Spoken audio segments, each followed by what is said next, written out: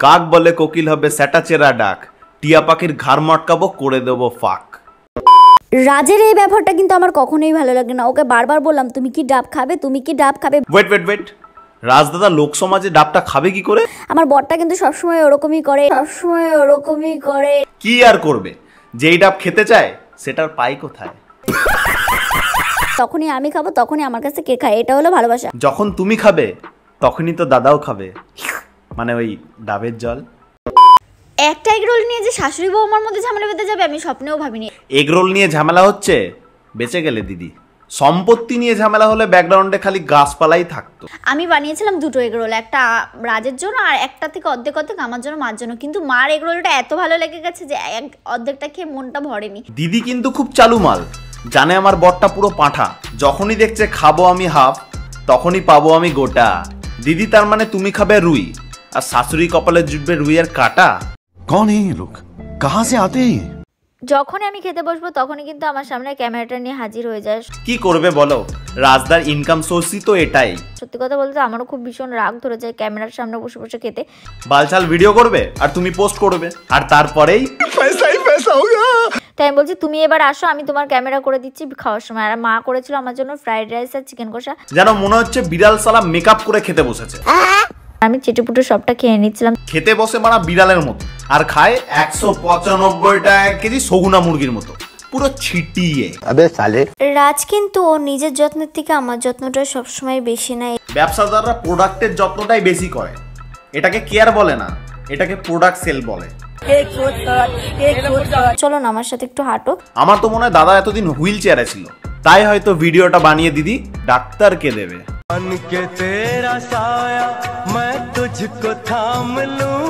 তারপরে সুন্দর করে তিলকটা কেটে নিচ্ছিলাম। একটু ভুল হয়ে গেল দিদি, এটাকে না তিলক কাটা বলে না, এটাকে জাওড়া চোদা ভিডিওর ফিতে কাটা বলে।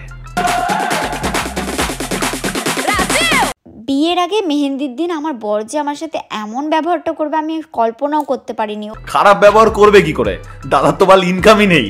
ওকে জোর করে ধরে এনে বললাম যে আমার সাথে একটা কাপল রিলস করো। জোর করে বরকে ডেকে এনে কপালে হামি দিয়ে কাপেল শুট হয় দেখেছি, কিন্তু কাপেল রিলস বানা কবে থেকে হচ্ছে?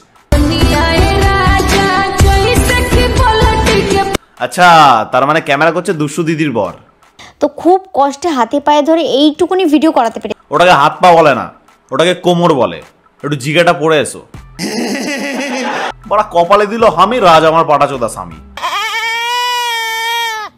আরে দিদি তুমি এত খাও, তোমার খাবারটা যায় কোথায়? এত খাবার চুদে যায়, যায় তো মানা সেই পাকস্থলিতেই। যারা রোগা তাদের বলো কি এ মা রোগা, আর যারা মোটা তাদের বলো এ মা মোটা। রোগা হওয়ার দোষ না, দোষ তোমার কন্টেন্টের। বেলকাট দিয়ে যোগ্য করো। আর আমাকে ভগবান যেরকম ফিগার দিয়েছে। ভগবান কবে থেকে ফিগার দিচ্ছে ভাই? আমায় তো দিচ্ছে জ্বালা যন্ত্রণা, আর সাথে বাড়ায় 9 মাসের ভুঁড়ি। আর এদিকে আমার বর আমাকে মোটা হওয়ার জন্য কিনে এনে দিয়েছে চকলেট। বর আমার জন্য হলো চকলেট ফ্লেভার। না মুন্না না, আরে জাস্ট মজার জন্য বললাম, ও আমাকে গিফট করেছে। শুধু দিয়েই যাচ্ছে, খাচ্ছে আর না। হ্যালো বন্ধুরা, ইন্ডিয়ান প্রিমিয়ার লিগ আইপিএল শুরু হয়ে গেছে। এর সাথে সাথে 1x থেকে টাকা ইনকাম করার একটা বড় সুযোগ বেরিয়ে এসেছে। এখানের ম্যাচগুলিতে গেম খেললে কার, আইফোন, টিভি, অ্যাপেল ওয়াচ এবং এছাড়াও অনেক ক্যাশ প্রাইজ জেতার সুযোগ রয়েছে। এই অ্যাপটিতে তোমরা সমস্ত লাইভ ম্যাচের রেজাল্ট দেখতে পারবে এবং সেই ম্যাচের স্কোর অনুমান করে তোমরা বেটিং করতে পারো, যেমন কোন টিম জিতবে, কোন টিম কত রান করবে এবং কে সর্বোচ্চ স্কোর হবে। এছাড়াও এখানে রয়েছে বিভিন্ন ধরনের গেম।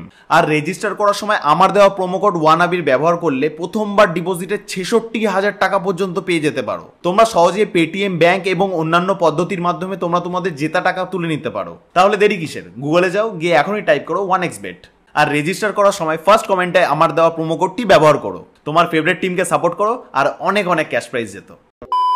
আপনি আপনি চোখ দিয়ে জল বেরিয়ে যায়। এরম নাটক দেখার পর আমার মুখ থেকে অটোমেটিক খিস্তি বেরিয়ে আসে। তার আগে দেখো আমার মেকআপ লুকটা আমি কমপ্লিট করে নিয়েছি। আজকে পুরো রাধারানীর মতো লুক করতে চেষ্টা করেছিলাম। বড় বলে কিনা মেকআপ করে রাধারানী হবে, কিন্তু লাস্টে ভাবলাম যে না, ওরকম করার এখন আর টাইম হচ্ছে না। ভগবানের চক্রটা নিয়ে আসিনি, ব্রহ্মা আঙ্কেল বারণ করেছে তাই।